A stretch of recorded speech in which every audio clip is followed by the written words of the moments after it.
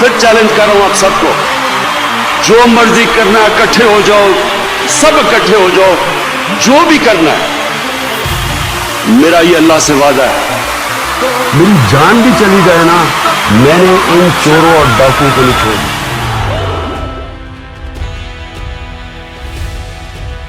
आप दुनिया की हर जंग जीत सकते हैं, शर्त इतनी सी है, बस खुद पर काबू पा लें। अगर हम मानते हैं कि गरीब हैं हम, लेकिन किसी के सामने झुके नहीं। जहां इज्जत ना हो वहां हम रुकते नहीं।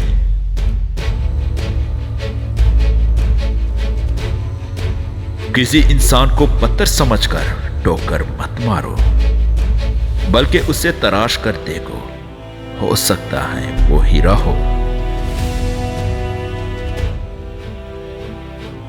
जो सुधर जाए वो हम नहीं, जो सुधर जाए वो हम नहीं, और कोई हमें सुधार दे, इतना किसी में दम नहीं।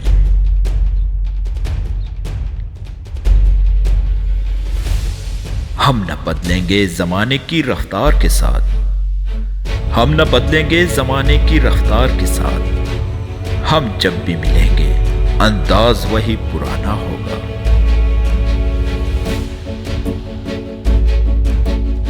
अनापरस्तो हम भी गजब के हैं, अनापरस्तो हम भी गजब के हैं। तेरे गरूर का बस एहतराम करते हैं।